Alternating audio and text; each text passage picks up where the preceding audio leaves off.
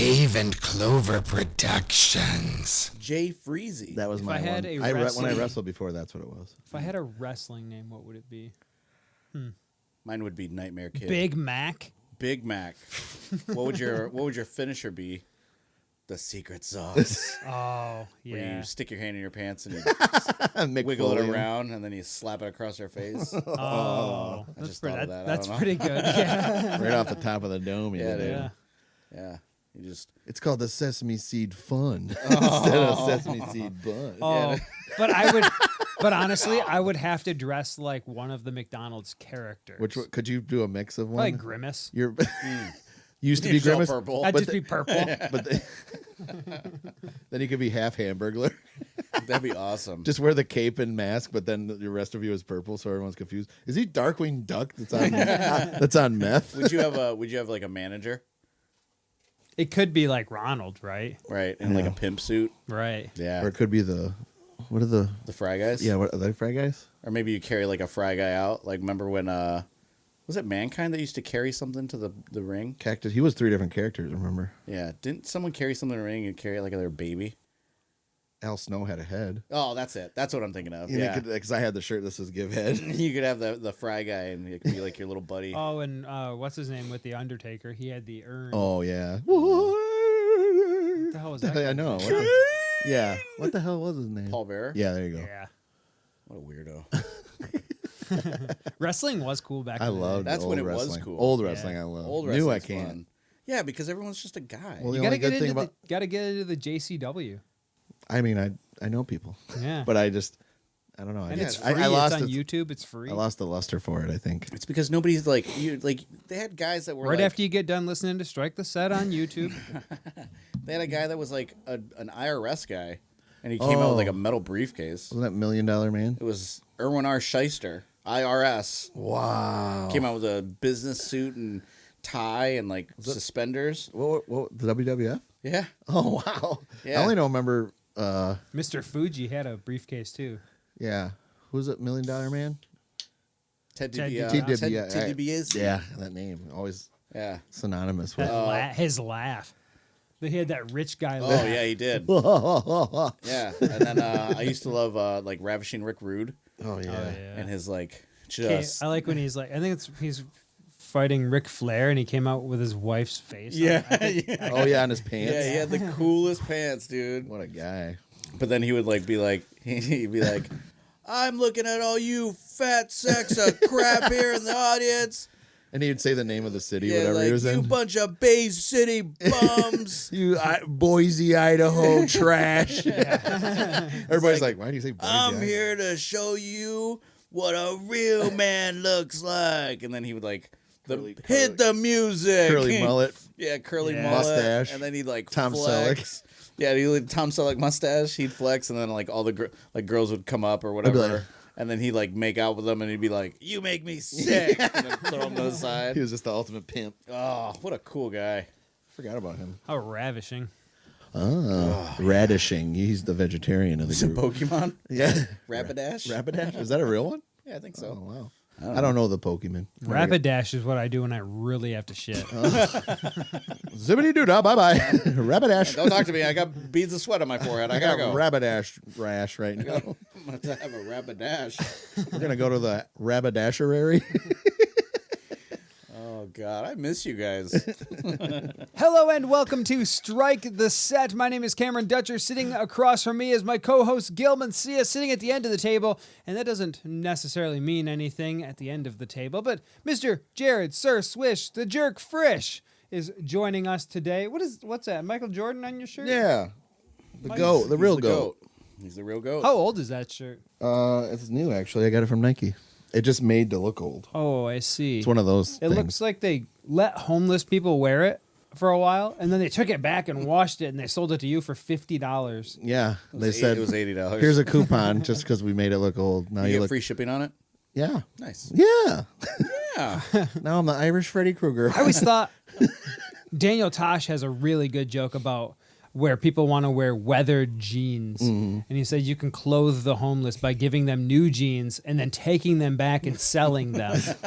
That way the homeless still look out of fashion, because they're wearing brand new jeans. He's like, and we need classes. Know your role. So no matter what, they always look homeless, even in brand new jeans. There was like a market in like Japan for like Levi jeans back in the day, where like there was businesses where like, take your old jeans, we'll give you cash, and then they would take the old jeans and then ship them. They would go to like Japan and like sell them for like thousands of dollars. I know this was a thing. I gotta look it up. Well, Japan's fashion. You look at like people. I watched a video fashion? on YouTube, just watching people walk up and down in the traffic, and I'm just like, it's like They do dress like David Bowie. yeah, and you're like at the mall, like people watching. It's like, whoa, there's so many different like people dressed up in all different kinds of clothing. Shout out to our listeners in Japan, right? We we got Konnichi, hey. We had like a boost of 50 or 55 listeners on You're a welcome. Saturday at random. And I think for that we need to thank Jared. Yeah. He finally brought those listeners. brought He was the Told you, complaining I'm not about talking about 1 or 2 when I came on. I'm talking about a plethora of just a. 50. Yeah. 50. All at- Konnichiwa. all at- bitches. We don't have a bull or a cow. Sorry, fuck that up. We're going to get the show started this week. We've got an episode full, and we missed the day because our schedule is just are a little bit weird. So we missed our wonderful holiday. I fucked it up. We missed a wonderful holiday called Valentine's Day. We hope that you had a fantastic Valentine's Day, but we are going to talk about movies that are non-Valentine Day movies. This means, and this is how I took it, and I don't know how you guys did it, but I took it as movies where the plot was not necessarily centered on the love story.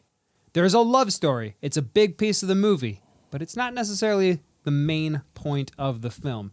And we'll get to that in just a little bit after we've dove into our cosmic bucket, which I have now forgotten our new name. I knew it. I was like, he's not gonna remember. The Cosmic Flicks. The Cosmic Flicks. Yeah, that's no problem. I can do that. Yeah, it's brand new. I got it. It's cool. Oh, no, it's so easy. Immediately forgot.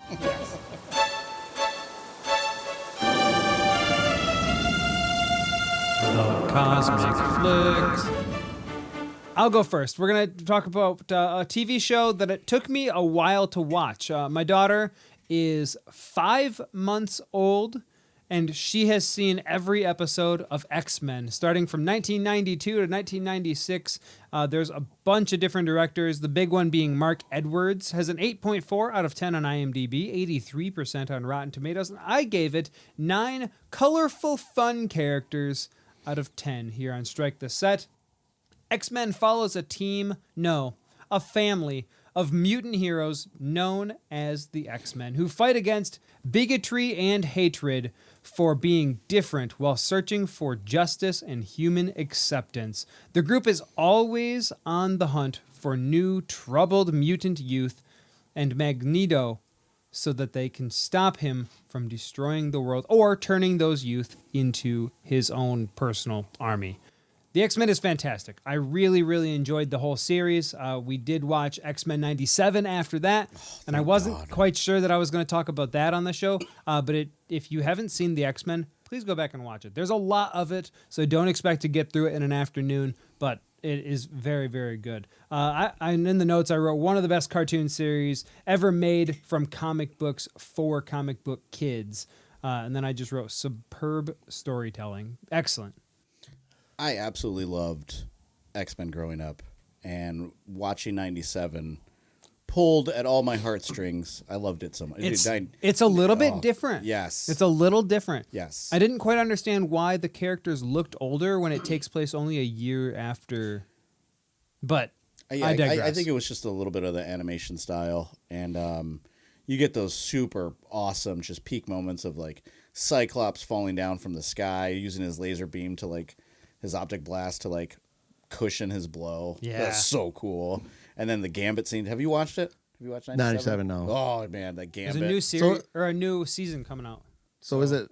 It's not the original. It's just called 97. It's the original. Oh, it takes place Is it- after the. Oh, Yeah. how many episodes? Or you don't know? 10? 10? Oh, okay. 10, 11? I saw it on there and I'm like, is this new or old? It's so good. It's definitely worth checking out. Okay. Everybody got mad at it because of Gambit wearing a crop top. Give him a break. He's swole, all right? Everyone was like super. Woo, I'm about to make a name for myself. Oh, Bobby. Bobby. About to have us up a barbecue. Barbecue. Welcome to the Talk Like a Gumbo Louisiana. I want to go home. Forrest Gump. All right, go ahead. Sorry. That's a record time of us derailing it. So I pulled from the Cosmic Flicks bucket a movie that was inspired by the life of Mark Hogenkamp. And in 2000, he was assaulted outside a bar after casually saying he liked wearing women's shoes. He suffered severe brain injury. Rightfully so, am I right? I'm just kidding. Rightfully so. Rightfully so. Damn. Suffered memory loss and motor skills to cope with this. He built a miniature World War II town called Marwin Co. So this movie is Welcome to Marwin. Directed by our good friend Robert Zemeckis, who brought us Forrest Gump and Back to the Future. Welcome to Marwin from 2018 stars Steve Carell as Mark Hogenkamp, a man that is rebuilding his life after a violent hate crime. Unable to fully function, Mark escapes into this fictional Belgian village during World War II. The women he builds in this town appear as heroic, strong women that are like based off of people that he meets in real life. He portrays himself as a World War II pilot, and he's brave and he's strong and he does all these amazing things. The film uses motion capture in these sequences where it's about where they show him and his world. So they show a lot of like motion capture, and it's very like very old school, but also new school. Steve Carell is quite an underrated actor. I know we see him in The Office as this goofy boss, but he's got emotional range, and I was actually really quite impressed with him in this. This movie, there's a lot to it. I found it to be a little bit long. It was my first time watching it. However, it did lead me to a documentary that I will plan on watching and I will be talking about called Marwin Co. 33% on Rotten Tomatoes with a 48% audience score. I give 2018's Welcome to Marwin 6 Leslie Manns out of 10. I normally say I don't have a type, but I found her quite attractive, and I think it's because of her character in 40-Year-Old Virgin. I loved her in that movie. Oh, is she the... Yeah, his girlfriend? Yeah, she's the Missy Elliott singing in the car. He goes on a date with her, and then she Let's get some fucking French toast. I want some fucking French toast. That's her? Yeah, and she like throws up on him, and she's like, "I'm sorry. Oh, I didn't know that was her real name. Shelf. We could still have sex if you forgot. want." He's like, "No, thanks. I'm good." Ugh, I didn't know that was her real name. Yeah, it's long. good? It's long. It's okay. What'd you give it? 6. Oh, 6. Okay. Yeah, 6 Leslie Manns. I've never seen it. It's okay, but it's on Netflix, and yeah, I thought it was all right. Okay. You really like this movie, right? I do like this movie. Yeah, I like. Now I'm not what'd you saying give I it? don't like it. We saw it Christmas Day when it came out. Right. And one shout out to all the people that are working at the theaters, because you're working Christmas Day, and I know how much that sucks. I've definitely been there. But just know that going to the movies on Christmas Day and sitting in a completely packed house, seeing something brand new for the very first time with everybody else, and they always release huge titles on Christmas Day. So for all of you workers out there doing that, I appreciate you immensely. I appreciate you. Bravo. But yes, Welcome to Marwin. We saw Christmas Day, and I think maybe that was like maybe the first or second time that we had done that, and I think it was just a special experience watching that film, and I hold that. What do you give it, Cameron? I gave that movie an 8. Oh, okay. Yeah. Okay. Oh, cool. Yeah. So it's not too far off. Yeah. But my experience is different. The experience is always going to change whether you see a movie in the theater. Because I cried during Welcome to Marwin. Oh. Wow, you cried? Yeah, dude, it's really sad. It is sad. Was that Yeah. the last time you watched it, or the last time you cried? No, I cried on the way home because a song,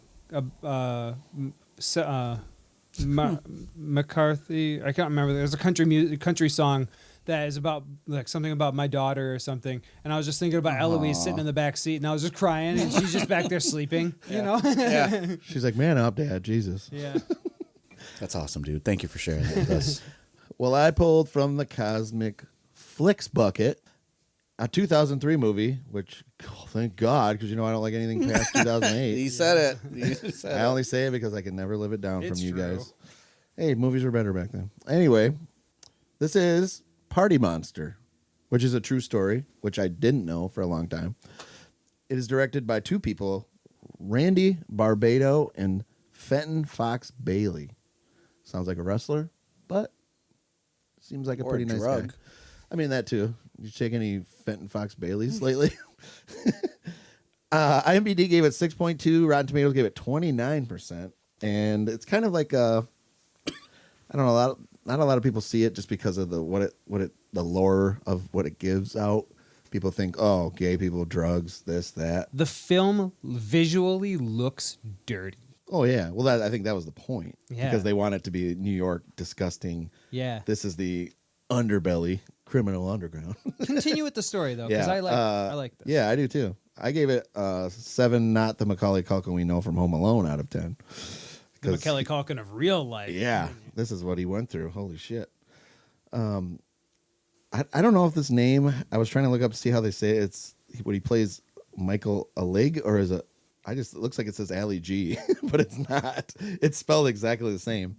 A Midwesterner arrived in New York City and quickly rose to prominence as a king of the club scene, promoting over-the-top parties and venues like the Limelight. Alig and his friends became known for extravagant costumes, fame-seeking, and horrendous drug-fueled lifestyles. And then also in 1996, a murder. Him and his roommate Robert Riggs murdered Andre, nicknamed Angel Melendez, a club kid and a drug dealer. Alig and Riggs were convicted of murder, with Alig famously bragging about the crime before his arrest. The story was chronicled in St. James, the book called Disco Bloodbath. Later re-released as Party Monster when they made this movie, and it's adapted into a 1998 documentary, actually, in 2003, starring Macaulay Culkin. I like this movie. It's very... Seth Green is in it also. He's very Seth Green. He plays kind of like the same character in every movie, too. Kind of like some characters, but... And you don't like Without a Paddle, huh? I just don't like the three of them together. I don't like. I don't know. A year later, they came out without a paddle. But I do like this movie. I like grimy movies, as long as it hits all those right little. There's a tidbits scene. for me. There's a scene in this where they're throwing a party. The bathtub. Back of the bathtub. Oh, I forgot. hate it. I forgot about that. There's a party in the back of a semi, right? Yeah. And they're driving the semi around, and people are on rollerblades. That's where Jackass got their idea for one of the skits they did. In one of the rooms that was moving, and they were throwing medicine balls. Yeah. And apparently that was we got this idea from Party Monster because of the room what they were doing all this chaotic shit going on. But I really like it. It's like one of those. It's not really underground, but it's also known. But it's also kind of like one of those coffee shop kids that will be like, "Hey, did you ever see Party Monster?" I'm like, "Bitch, I'm 15 years older than you. Of course I've seen it." I'm on the #1 movie podcast in the world. Yeah, so you might want to get on our level. I'm really big in Japan. Okay, we had 50 viewers on Friday. So eat my ass, but not literally. No, I liked it. I pulled from the cosmic bucket Look, say it. a Jason Friedberg movie. It is called Disaster Movie. It came out in 2008. It has a 1.9 out of 10 on IMDb, a 1% on Rotten Tomatoes, and I gave it one pregnant bitch slap out of 10. Yeah, that's a low one. Over the course of one night, a group of young people find themselves in the midst of a series of natural disasters and catastrophic events, spoofing Juno, Iron Man, Hancock, Indiana Jones, and so many more.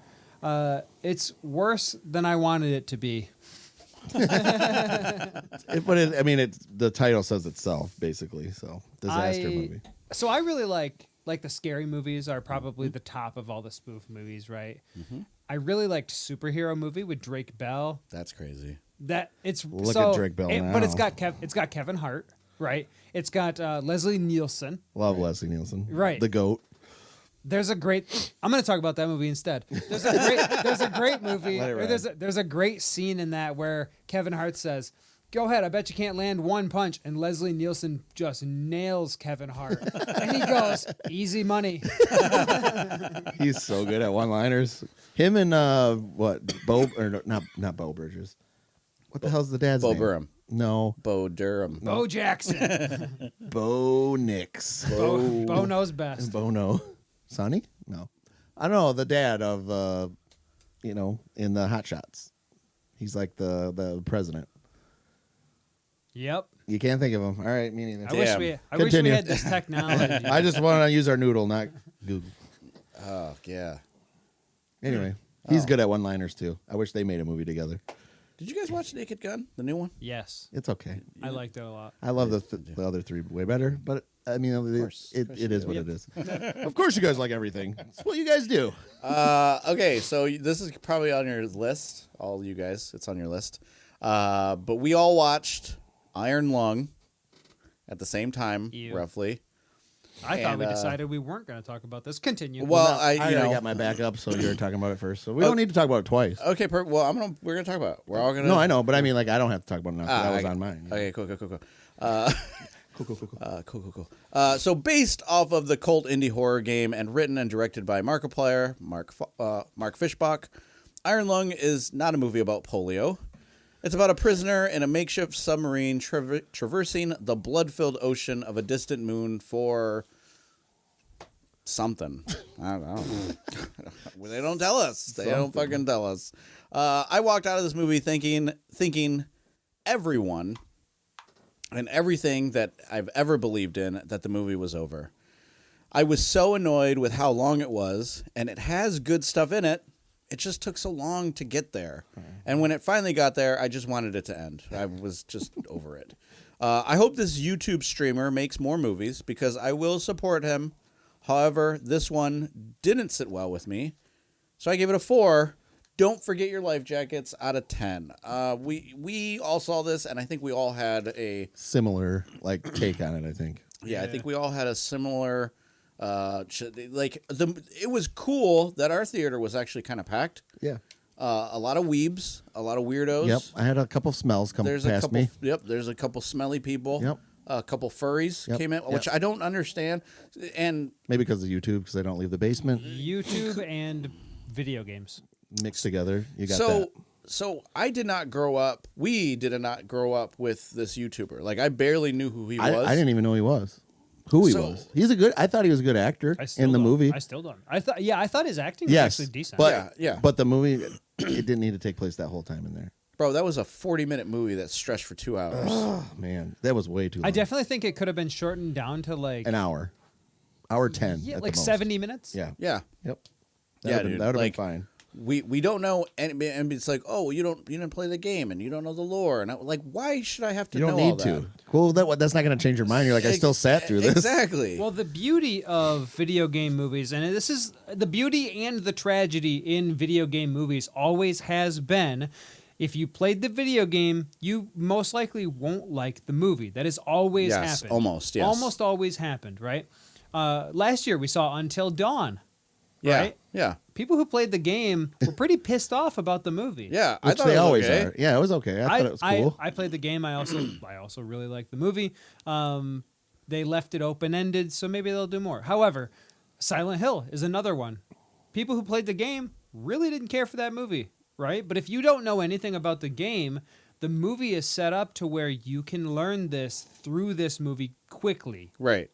And this Iron Lung is not set up that way. It's not. This movie was made for people who already know the game. Yep. And It got a lot better score that I looked at it. I was Yeah. like, why? What? yeah, I didn't understand. I quite. I'm like, this is getting way better than I thought it was going to be. Yeah, and it's. I don't understand. Now I think it's now. So I think it's cool that he was able to build a base of fans. He has connections to make a movie. He got the budget. And did it all himself and didn't use Hollywood, and they took him out of the money that he got a was movie making. in a fucking theater. He got a movie in a fucking theater, and it was Right. on limited screens, Mm-hmm. and went up against Send Help, and there was another movie that came out around the same time. I can't remember, but he almost it was second in money that he made on less screens. Nuts. So I think that's cool. I think it's good for movies for people like him to make movies. I just think that this just wasn't the one that hit for me. Yeah, like I said, his acting was fine to me, but as soon as he's in that sub, and it was more than 5 minutes, I go, holy shit, this is going to be the whole thing in this room. Yeah. No. Yeah. That being said, I'm totally okay with a one-room movie. Yeah. But it has to work. Yeah, And it has there's a really good. We'll shout her What out about- because she shared our post on Instagram. Her name is Rebecca McKendry. She is a professor at, I believe, UCLA. She teaches film. She's also writes comic books and makes movies. She made a movie called Glorious, which you guys should see. It takes place in a men's room, and it's pretty cool. It's just a cosmic horror movie. What about the one with Cabin in the Woods. no, fuck, Tom Hardy? He was in Event the car Horizon? the whole time. That was good. He's Oh, talking Bike- on the phone constantly, and he's Bike trying to Riders? get home. No, Phone booth. no. I don't know, but I watched it and it was actually really good. I'm Venom? like, no. He's something. Something. But it was good. I was like the whole time, I'm like, he's on these intense phone calls with people. He's on regular phone call. He's on this. Oh, is that the one that came out last year where he's trapped in the limo that he tried to Yeah, steal? It's not a limo. He's in his own car. He's like in a Oh. Beamer. He's like a construction worker in London or something. Oh, The Surfer with Nicolas Cage. 3 Ninjas kicked back with a British guy. Now I get it. If you want something that's claustrophobic and scary, watch Event Horizon or watch Oh God. Underwater. Isn't it funny that? So we brought this up to a couple of people that were like, "Yeah, I really liked Iron Lung." We're like, "Have you seen Event Horizon?" And they're like, "What's that?" Right. That. They're like, "Okay, Unk."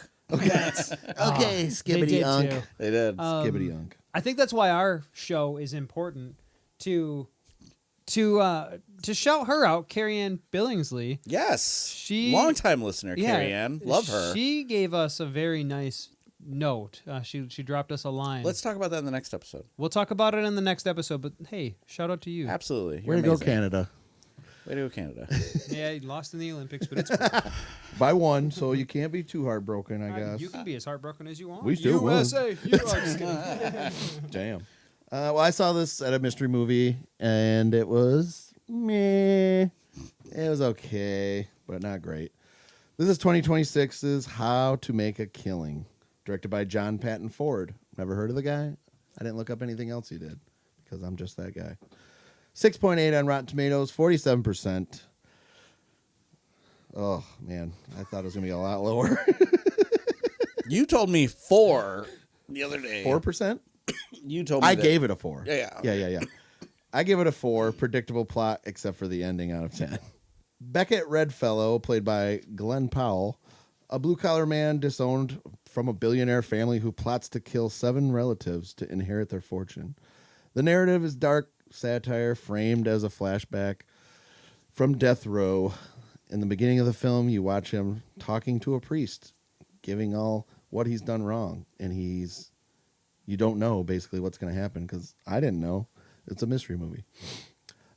Basically, Beckett Redfellow is living in Belleville, New Jersey, learns he is disinherited member of his wealthy family, the Redfellow dynasty. Spurred from the death of his mother, a chance meeting with his former crush, Julia Steinwell, played by the beautiful Margaret Qualley. And losing a job opportunity, he decides to murder the 7 relatives standing between him and $28 billion inheritance. Beckett systematically targets his relatives, starting with his cousin, Taylor Redfellow, played by Raph Law, whom supposedly drowns at a party. Finger quotes. The murders are presented in a series of imaginative accidents. Nobody seems to know what happens. The FBI shows up. They're asking him questions. He thinks, oh, I'm pretty slick. I know how to get away with this, but I really am scared at the same time. But he's coming from this family, and his mother basically raised him on his own, and he just kind of went with the flow, and he becomes this kind of tuxedo salesman kind of guy, and then she comes in, his childhood crush, and asks how he's doing. And then when she leaves, she says, hey, when you find that what happened to that $1 billion you were supposed to get when we were little? And then he says, oh, don't worry, it's coming. And she's like, well, don't kill anybody. Whoa. And she walks out the door, and he's like, ha, ha, ha, ha.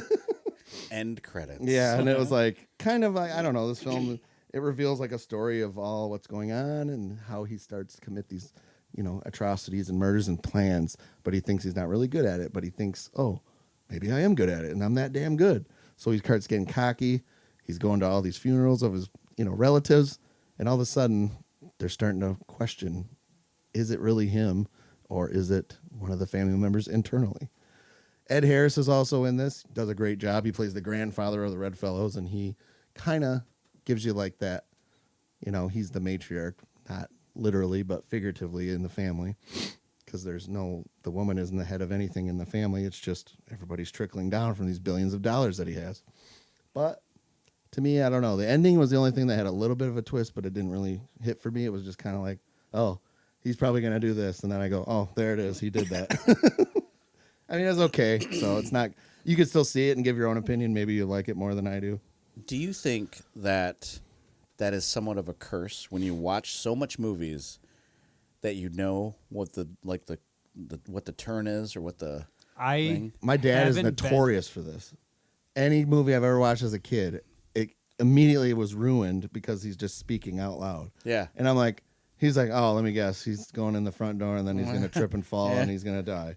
Or he's going to trip and fall and this is going to happen. The greatest example I have of this is Sam and I went to watch Shutter Island. And in the very beginning, they're on the boat and they're talking about like, oh, this crime is a and Zach Price said the same thing you did. And I looked at they were on the boat, literally the first 2 minutes of the movie, and I go, no way. And then Sam's like, what? And I was like, nah, I don't want to tell you, I'm gonna ruin it. And she's like, no, what is it? What is it? I was like, I don't want to tell you, I'm gonna ruin it. And she's like, oh, fine.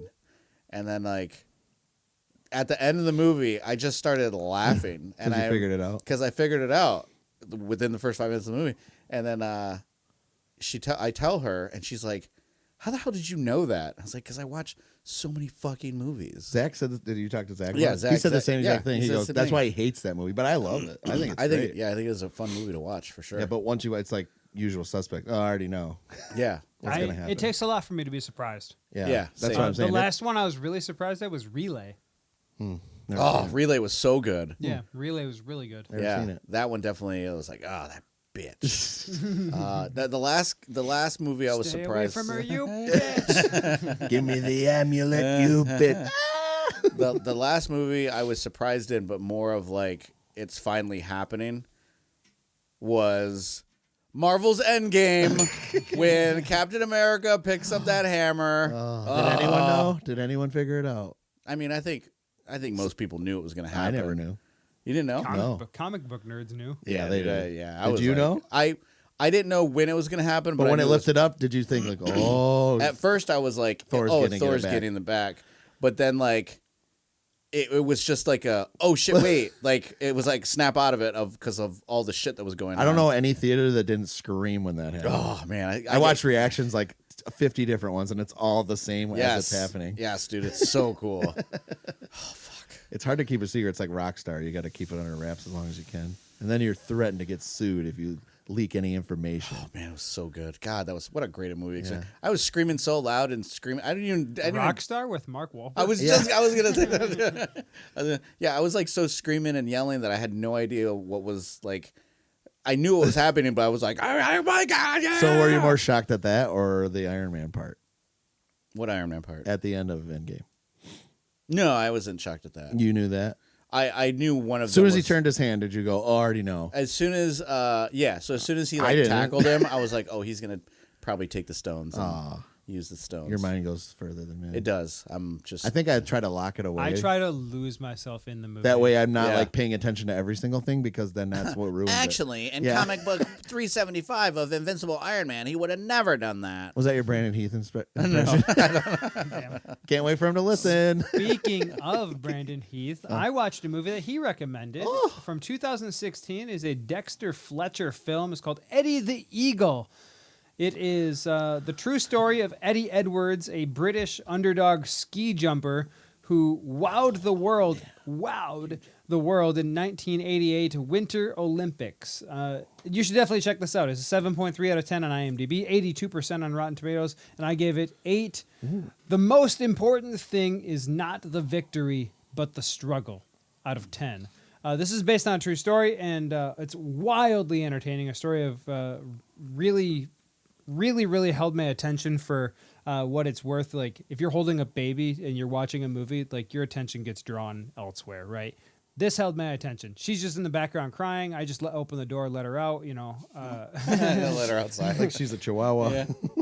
Taron Egerton, he plays Eddie Edwards, and he was the right pick for this.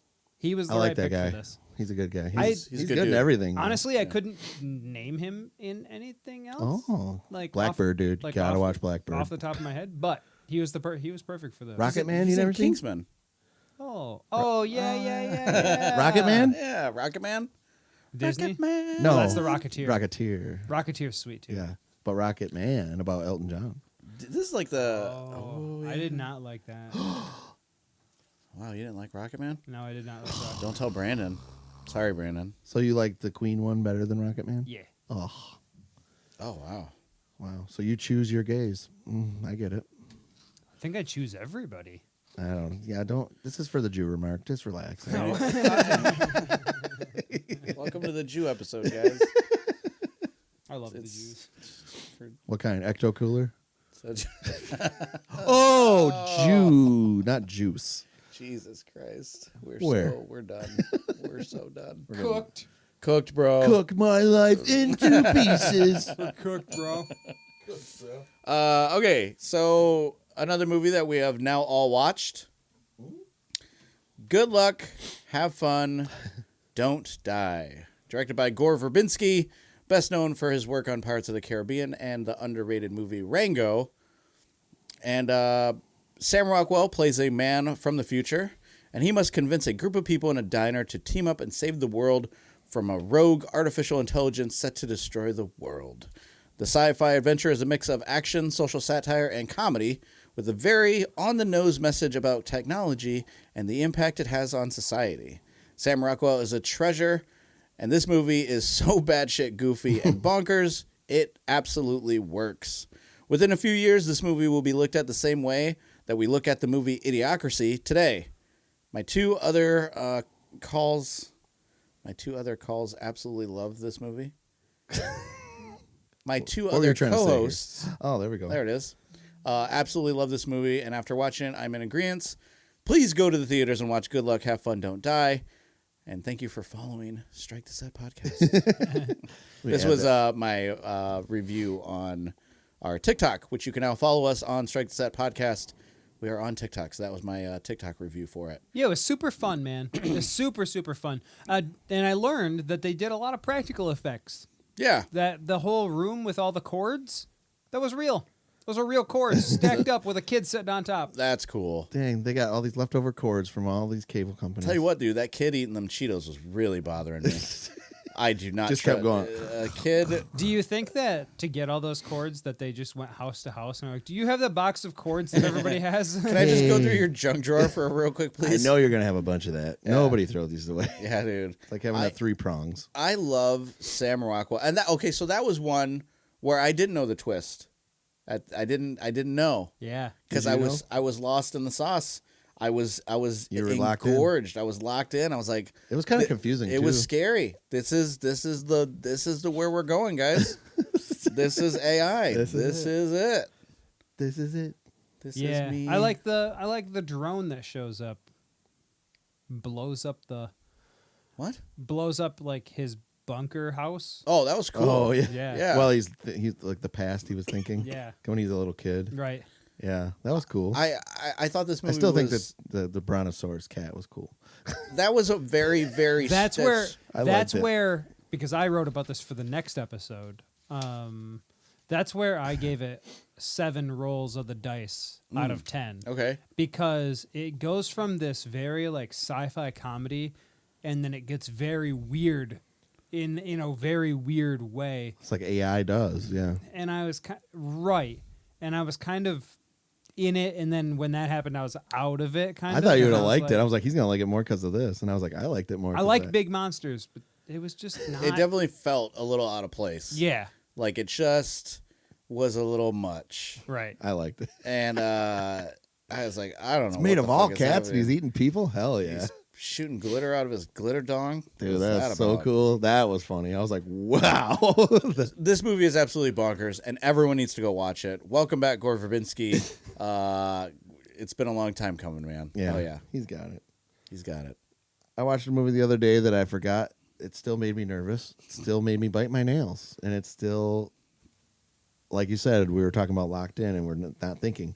I totally forgot how the ending happened or what happened. In 1999, a movie came out with two predominant actors, and it is Arlington Road, Oh, yeah. I saw directed your by post on Mark this. Pellington. IMDb gave it 7.2, Rotten Tomatoes gave it 62%, and I gave it 9. Everyone is authorized to be here, but you, Michael. Fuck! That's when I was like, oh no. A paranoid psychologist thriller about a college professor, Michael Faraday, played by legendary Jeff Bridges, specializing in domestic terrorism, who suspects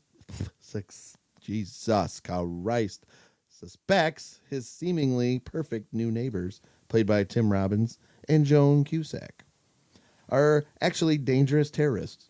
While grieving his FBI agent wife, he becomes obsessed with uncovering their plot, resulting in a tense, dark film with a famous, cynical, and unexpected twist ending. Fucking A, it did. Totally forgot what happened. It's intense in the car scenes when he's trying to go get his son, Grant, out of this van. And it, dude. Just don't spoil it, because I haven't seen this movie in years. Okay. I've never And seen that. Oh my it's- God, you gotta watch I it. saw it come up, and I'm like, I need to watch this movie again, because I remember it just fucking with my brain. And That I'm- and not Backdraft. What's the other one with Tommy Lee Jones? He plays the Irish. Like, Batman Forever? IRA. No. Yeah. Yeah. No. He's going after the money. Yeah. Yep. Space Dogs? No. Old Dogs. Yeah. Oh, Mystery. That Mystic River. Mystery Men. Wind River. Yeah. Wind River's really good. Winter's Because of Bone. Winn-Dixie. Winter's Bone? Winn-Dixie? That's what it is. Kroger? Yeah. Freddie Kroger. We are so bad at this. On this episode, we are talking about anti-Valentine's Day movies.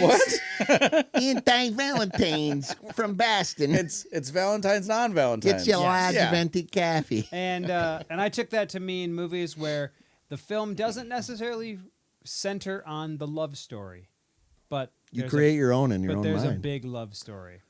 Oh, yeah. Is that how you guys took it? Yeah, I took it as like, oh, something all of a sudden feels like, oh, it could be anything. It could be he's in love with this thing. He's in love with a person. Like he's if in my love with na- the idea. Like if I was Brandon Giles, right? Yeah. Who we Shout out to interviewed. Brandon Giles. You should definitely listen to the interview. It's really fun. It's He's awesome. Yep, super good filmmaker. If I was Brandon Giles, right, I would be talking about Rudy and how Rudy is in love with his best friend. Yes. Right? Yeah, that would be his Valentine's. He could write movie. about that. Yes. Yeah, absolutely. Instead, I watched 1994's Speed, which is a John DeBont film, 7.3 out of 10 on IMDb, 95% on Rotten Tomatoes. This is a first-time watch for me. I gave it 8.5. They're giving you a medal for shooting me, prick, out of 10. Keanu Reeves is seen as an action star who can do just about anything. There's no difference in 1994's Speed. Jack Traven, his character, is an LAPD officer assigned to the Special Weapons and Tactics, or SWAT, and his job is to detonate bombs before they go off. When he and his partner witness an explosion on a bus in the city, Howard Payne, his partner, Dennis Hopper, a retired Atlanta PD bomb explosive expert, gone bad, gives him a call. Payne has wired a bus to explode, and if the bus drops below 50 miles per hour, Payne demands $3 million, and if anyone attempts to escape, he will detonate the bomb. Jack must keep the passengers alive and the bus to speed, while his partner, Harry Temple, or Jeff Daniels, finds Payne's location and disarms the bomb in time. Sandra Bullock is awesome in this. She's awesome in this. And if you look at the trajectory of her whole career, it starts with Speed. She plays Annie, the passenger who is driving the bus after the driver is shot. Dude, spoilers. It's not exactly a spoiler. You adding this to your letterbox too? Yeah, this is excellent. Yeah, you can check all of us out on Letterboxd. I am surprised it took us this long to talk about Speed because It's a dumb concept. Oh, of a great, movie. though. so good. It's Yeah. so good. If it was Yeah. anyone else, I don't think it would do well. Well, If you didn't have Sandra Bullock, if you didn't have Keanu Reeves I mean, look at Speed 2. They had to get that guy. from Lost Boys, the brother of Corey Haim. Oh, that was him? Yeah, What? isn't that nuts? Michael, Yeah, you're eating worms, Michael. God, Kiefer, so good. Let's start with the sad one. We're going to start with the sad one here. 2004, Closer, starring Julia Roberts, Jude Law, Natalie Portman, and Clive Owen. These four are romantically involved, and as their relationships intertwine and in very sexual and intimate ways, it shows how love, honesty, jealousy, and desire all collide. The plot of this movie is very thin, as it's about four people loving each other in different ways and at different times, and it forces them to have conversations and confessions, deeply and emotional ones. These four characters have such different personalities, how they look at love and how they treat honesty. You can relate to each of them in certain ways. This love story is very honest, and it isn't afraid to push the boundary. It feels like you're watching a performance of two people having these conversations in confined spaces. It's because this movie was actually adapted from a stage play, which I had no idea. This movie hits me fairly hard. It's that quiet grief, the misconnections, and you have to sit with that which has been lost. 67% on Rotten Tomatoes with a 81% audience score, and I give 2004's Closer a 10 because I'm a fucking caveman out of 10. This movie is fucking incredible. I absolutely love this movie. It's sad. It's kind of dark. And the conversations that all four of these have about each other and like the cheating ways and love and how they view it and like their personalities of wanting love and wanting certain things, and it's incredible. It's absolutely incredible. And I think everyone needs to watch Closer because it is fucking awesome. Never seen it. Natalie Portman is so beautiful. She's the most realist one in this movie. And when you get to the end, you're going to be like, what the fuck? What year was this? 2000. 2000. Wow. The 2000s? I was thinking. Nope, that, 2004. I was thinking of the one with Jennifer Lopez. What was that one?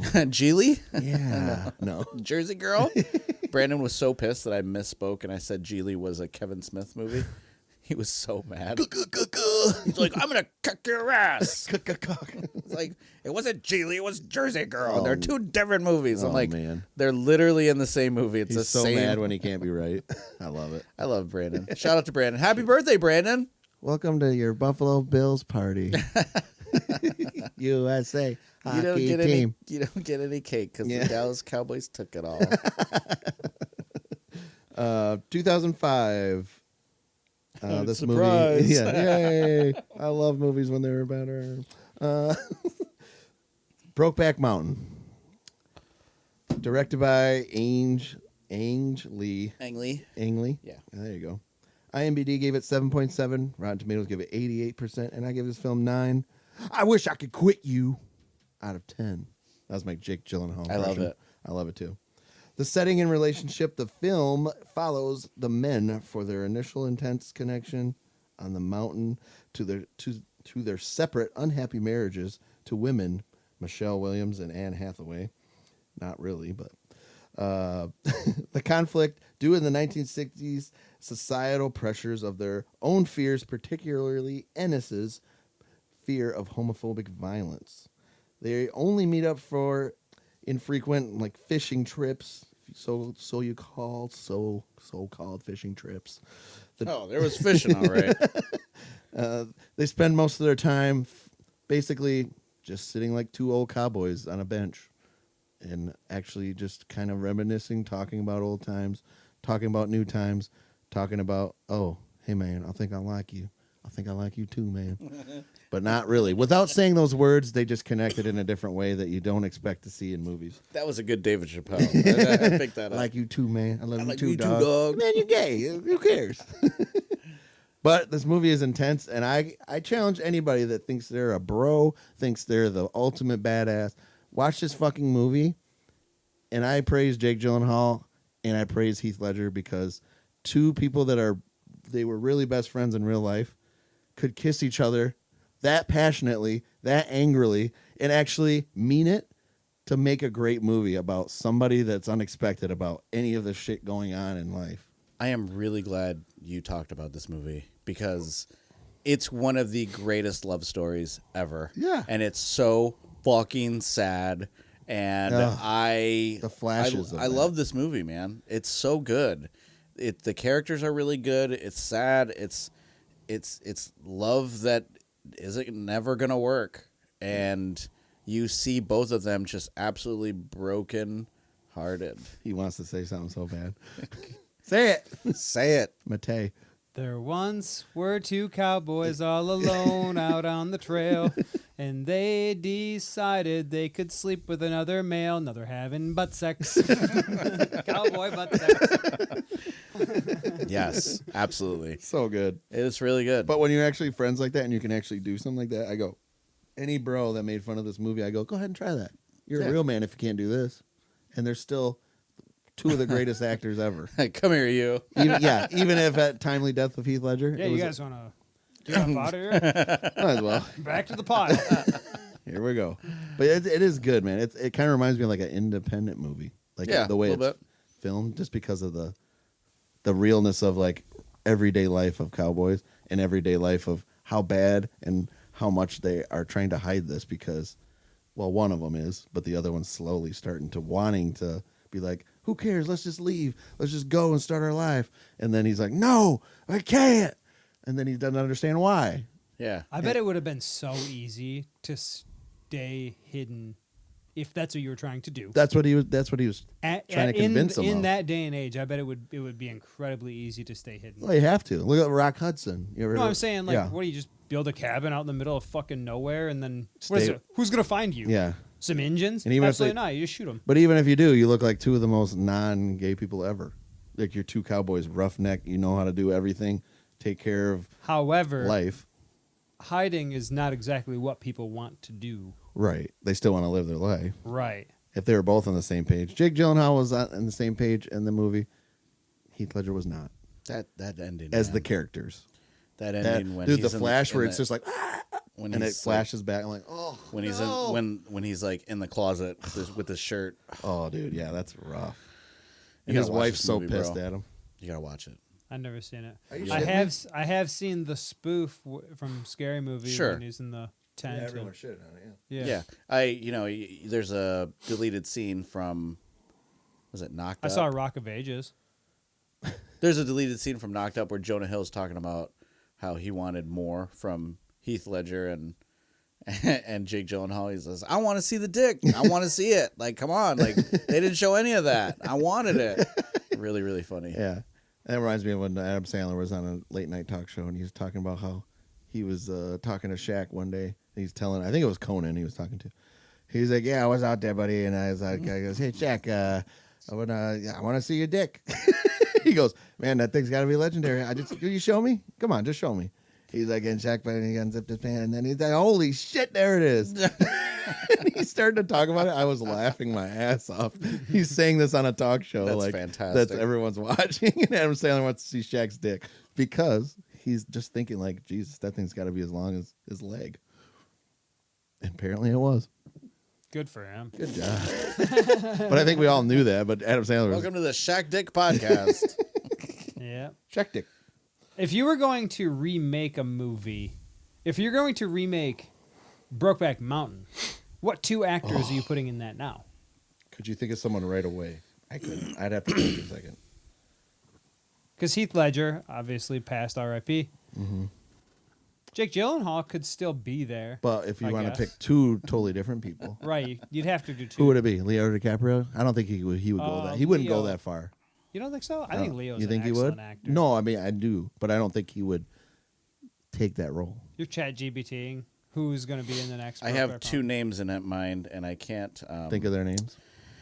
I can't think of their names. Glenn Powell. He played a good cowboy. Glenn Powell would play a good cowboy. He kind of played a modern day YouTube cowboy in Twisters. Yeah. Brandon Giles' other favorite movie. Oh, he hates that movie, and I love how much he hated it. I'm going to talk about my next. Sydney Sweeney. Oh, Oh, you're going to reverse playing the the roles? playing the daughter or the Well, wives. yeah, I mean, it's- playing the wives, right? No. Well, of course, people are going to watch if Sydney Sweeney's in it. Do you want to Yeah. make $1 billion or not? You want to put Sydney Sweeney and Margaret Qualley in the movie together? man. Yeah. Damn, damn it. Yeah. Yeah. Margaret Qualley's Jake Gyllenhaal and Sydney Sweeney's But- Heath Ledger. I think that is still the double standard, right? When you put two women in it, it's Yeah, it's not more, gay. It's more readily acceptable by the masses. Isn't that weird? Well, yeah. It's a little weird. Well, you got a male predominantly, society, Yeah. but there's still women out there that are. What was the movie that we watched that it was about lesbians? East of Wall. I've seen a lot of movies about lesbians. Every 80s horror movie ever. I watched a movie from 2011 for the very first time. It's a George Solfi film. It's called The Adjustment Bureau. It has a 7 out of 10 on IMDb, 71% on Rotten Tomatoes, and I gave it 7 scuffed shoes out of 10. David Norris, played by Matt Damon. I was waiting. Is an up-and-coming politician, but when he loses a congressional election, he meets Elise Sellis, Emily Blunt, who is excellent in this movie, by the way. That inspires him to make a speech that puts him in the forefront. A few years pass, and they meet again. They are intent on seeing each other, but a secret group of men called the Adjustment Bureau are keeping them apart. The two go on the run as they try to maintain David's future. Anthony Mackie is in this. Michael Kelly is in this.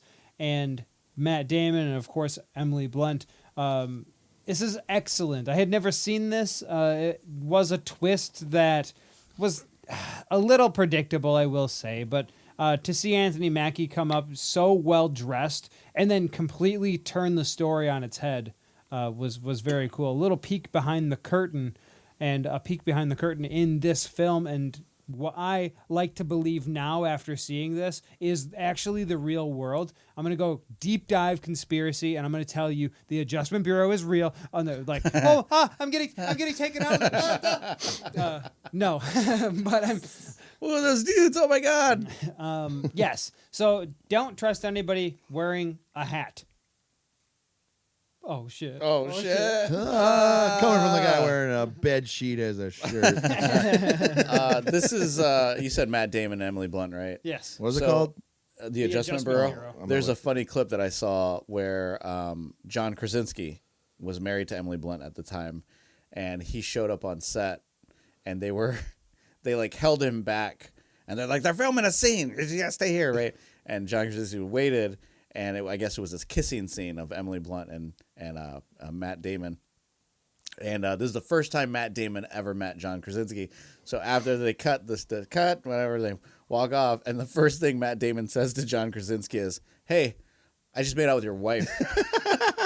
Such a Boston thing to say. And then John Krasinski's like, "Okay, cool, like whatever, like no big deal." And then I guess after that, John Krasinski says every time he sees Matt Damon now, he's like super apologetic. He thought it was the rudest thing to do to him, and it was just like super just rude for him to say. And I think that's absolutely hilarious. Like that's such a Matt Damon. That sounds like Matt Damon would do that. Like, Damn. hey, I just made out with your wife. Like that's not even a hello. Not even Hey, to I'm meet Matt him. Damon. Yeah. You're just like, hey man, I just made out with your wife. Do you think he did it in a Boston accent? I hope so. Hey, pal, I just made out with your wife. I got a Dunkin' over her. The 2000s, you could ask Jared, was such a great time for movies. What was that, Sonny? Okay, Grandpa. Okay. We're like the same age. We used to be a country.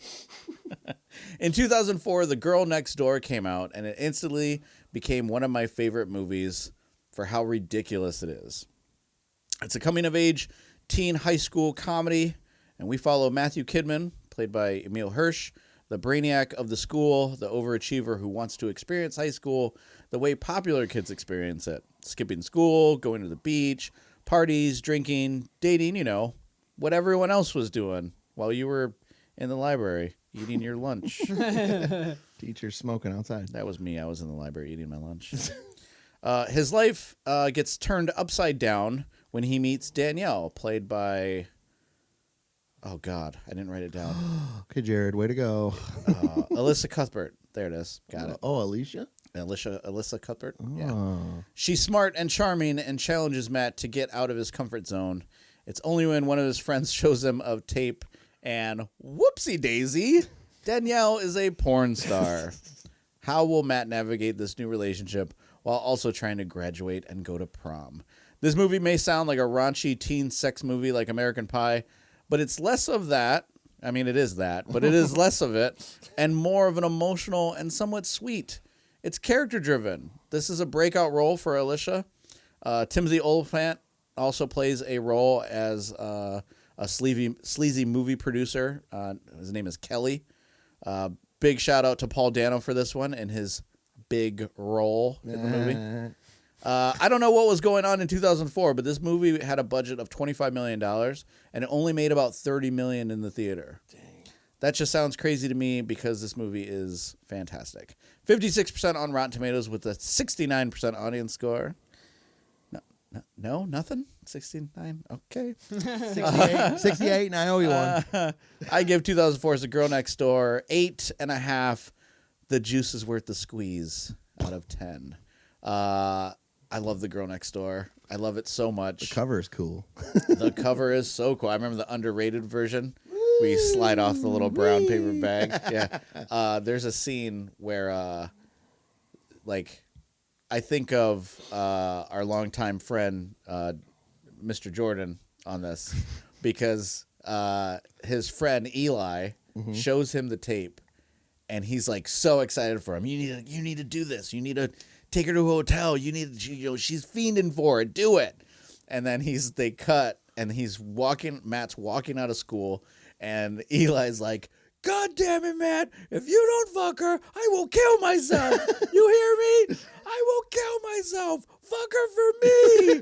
For me. And I think of that, and I'm just like, I know I've said that to numerous people, and I know I've said that to Jordan numerous times. You're like, I am the click commander. I think of that in Jay and Silent Bob. He says, fuck her for me. Yelling it. Oh, God. I went a little bit further back, if you can be surprised by that, in a movie that I only saw one time, maybe twice that I could remember. 1967, Bonnie and Clyde. Director Arthur Penn. IMDb gave it 7.7. Rotten Tomatoes gave it 91%. And I give this 8.5. Hey there, sugar. Blam! Shotgun to the face out of 10. Wait, what movie was this? Bonnie and Clyde. Bonnie and Clyde, that's right. Yep. Bored with her life, Bonnie meets Clyde when she attempts to steal her mother's car. The duo, recruit C.W. Moss, a bumbling mechanic, and eventually Clyde's brother, Buck, and his wife, Blanche. Initially, petty thefts turn into violence, bank robberies, and the gang becoming notorious celebrities. The downfall of this, after a series of violent shootouts with the police, Buck is killed, Blanche is captured, and the blinded in one eye, and the couple is betrayed by C.W. Moss's father. Texas Ranger Frank Hammer orchestrates an ambush, resulting in the iconic bloody final scene where Bonnie and Clyde are gunned down in their car. Spoiler alert. Oh, come on. This happened forever ago. This movie is really good. There's been so many remakes of Bonnie and Clyde, but I think this one has a little specialty to it just because the 60s was a different time. The end of the 60s was kind of one of those, according to my dad, fun eras. He would say, "Oh, that was fun. Yeah, I remember that." Then my dad got married in 1969. Nobody? Okay. 69. There it is. Everyone turned to page 69. But we're about to see a new Bonnie and Clyde movie come out in a couple weeks. Oh, March, yeah. The Bride, right? The Bride. Yeah. Yeah. Yep. Damn. That's a Bonnie and Clyde, like, Yeah. That's what it's based off of, yeah. Yeah. really? Yeah. Oh, Because yeah. they have the same, when I watch this, I go, watching the trailer So for it's The Bon- Bride, I was like, It's oh. both Bonnie and Clyde and Frankenstein. Yes. Yeah. So Maggie Gyllenhaal knows what she's doing. Oh. She's taking a classic and mashing it with another classic to make the ultimate classic. Do you I'm think excited for it. Me too. Do you think that Maggie Gyllenhaal is rather pissed that Jake got all the beauty genes? You're like, she's in Dark Knight. You're like, you could let her go off the roof. Go ahead. I thought she was good in that. She was very good. I mean, she's cute, but she doesn't have that. I'd rather go on a date with Jake Gyllenhaal. I like her acting a little better. Yeah, I don't know, man. Have you seen Bubble Boy? I have seen Bubble Boy. That's when he started. All right. Actually, no, he didn't start. He started October Sky. You got to start. Right? I mean, October Sky is also good. Yeah, yeah. we wa- Maybe I do like Jake Gyllenhaal. We watched it in school. yeah. Do you think Maggie's like, God? Why do you have to be so much more prettier than me? He got all the fucking. He DNA. got all the good looks. He did Donnie Darko, and then I tried to do something, and everyone's like, I don't like Donnie Darko either. it's because of the lore, Or or would you like it? maybe if I no just one- don't understand it.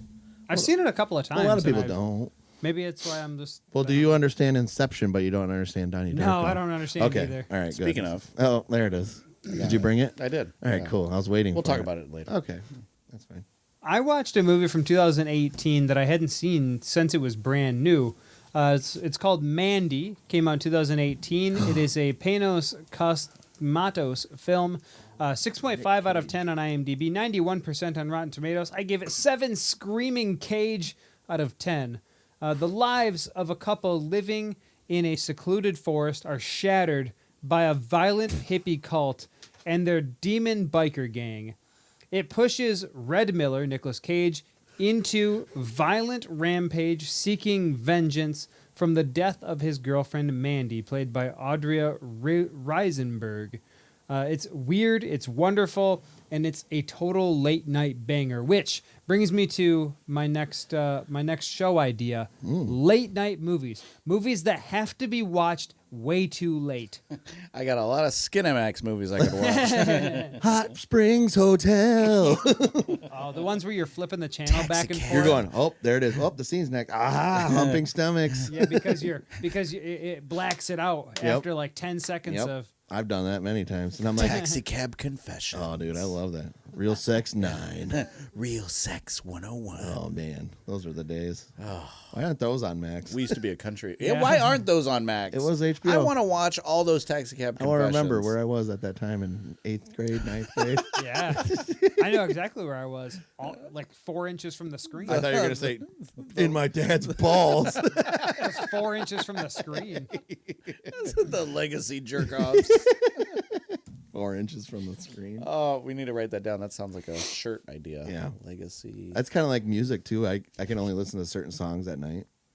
There's a What? song. There's a song. There's What? certain music Like the- rings at a certain time. Because of what was going on in my life at the time. I'm like the Get Up Kids. You ever heard of Get Up Kids? Oh, yeah. Get Up Kids. I listened to Walking on a Wire was one of my favorite songs of all time.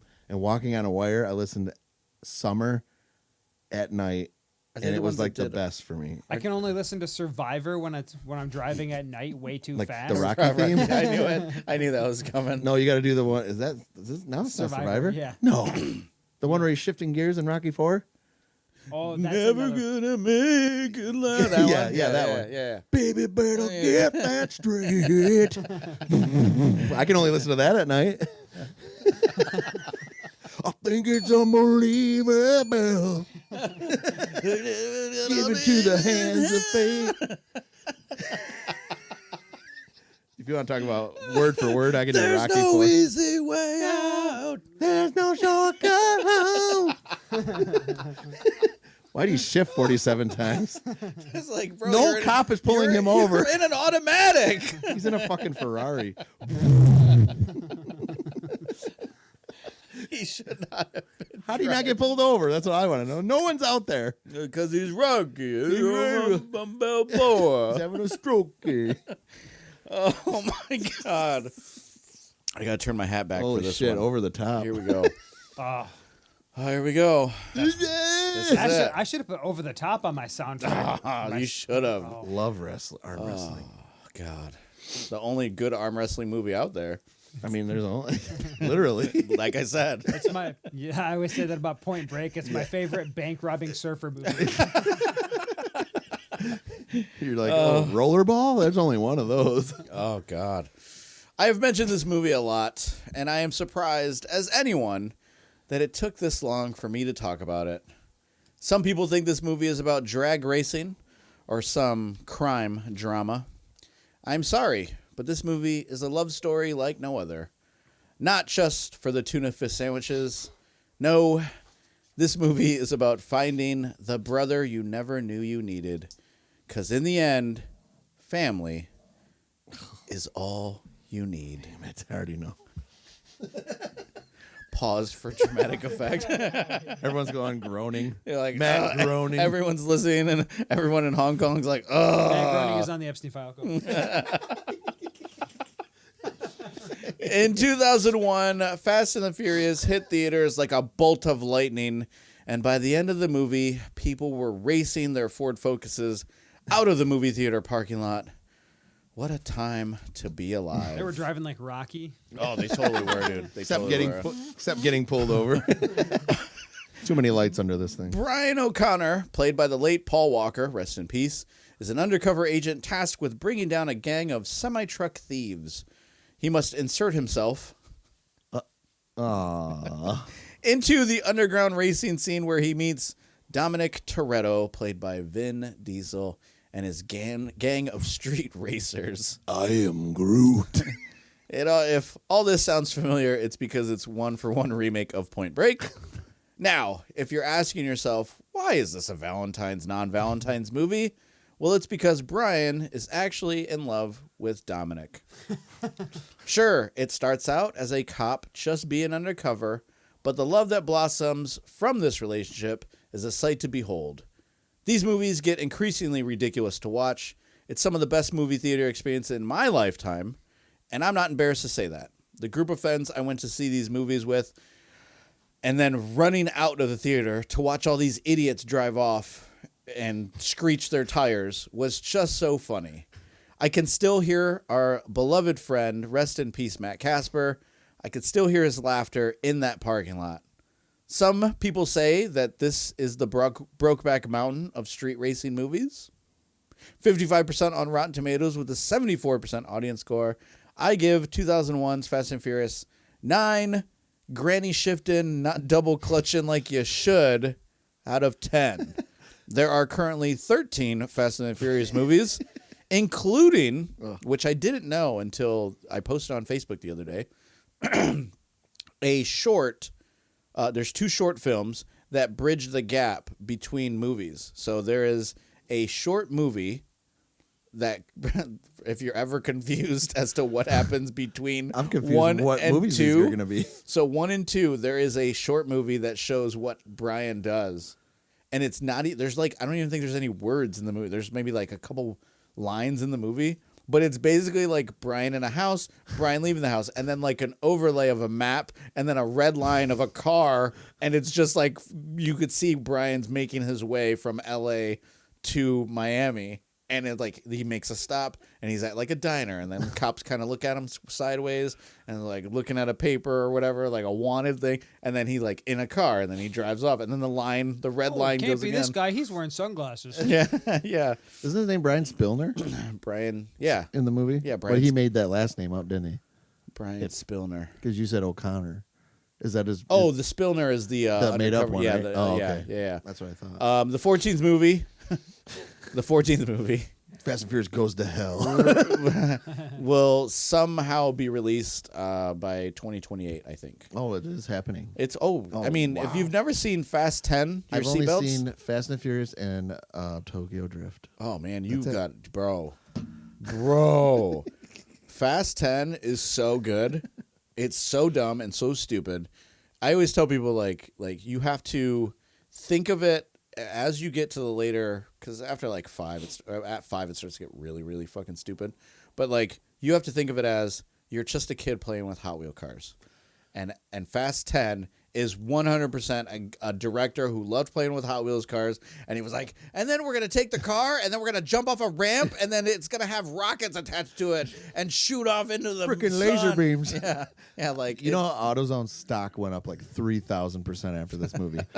My roommate, shout out to Mario, Double R, he had a Dodge Neon, put a wing on it, like everyone did back then, when this movie came out, and got all the exhausts. You get the loud exhaust, you get the cold air intake, you get the wing, and you just start, and then you put lights on it. 40 miles per hour. You're going the speed limit. Yeah, What do you think to that? Yeah, but I sound like I'm going fast. Dude, and furiously.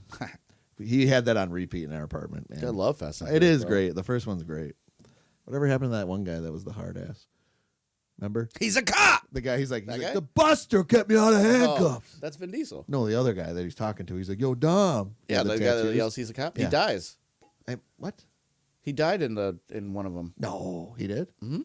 I thought he was only in one. No, he's in another. See, you got to watch it. They bring him back in like the 5th one. Oh, shit. Okay. Well, he was in Blade, Spoiler too. alert, I remember guys. that. He was in Blade. Blade is so good. Yeah. The soundtrack. Oh, Blade is good. Very club music. It's like a porno with a vampire in it. 1999 brought us a great movie. I was also in 10th grade. Ah, Jesus Christ. There you go. I'm telling you, you should have been alive then. Your dad waited way too long to have you. The Matrix. Directed by the Wachowski brothers, or sisters now? Question mark. IMDb gave it 8.67. 8.7. Rotten Tomatoes gave it 83%, and I gave it 10. Stop trying to hit me and hit me. Out of 10. In a post-apocalyptic future, AI-driven machines have enslaved humans. Wow, how funny this is. It's starting to come reality. Keeping them in pods and using them to bioelectricity energy. The Matrix, a virtual reality simulation designed to look like 1999, keeping humans docile. The caller hacker Thomas Anderson, played by Keanu Reeves, also known as Neo, is contacted by Trinity, played by Carrie Ann Moss, and Morpheus, played by Lawrence Fishburne. The choice Neo takes the red pill to wake up in a real world, leaving the illusion behind. Training in prophecy, Morpheus trains Neo to fight inside the simulation, believing him to be the one who could end the war. The conflict, the team is betrayed by Cypher and attacked by Agent Smith, played by Hugo Weaving. A sentient program guarding the system. The transformation after being killed by Smith inside the Matrix, Neo is revived by the power of love from Trinity's confession.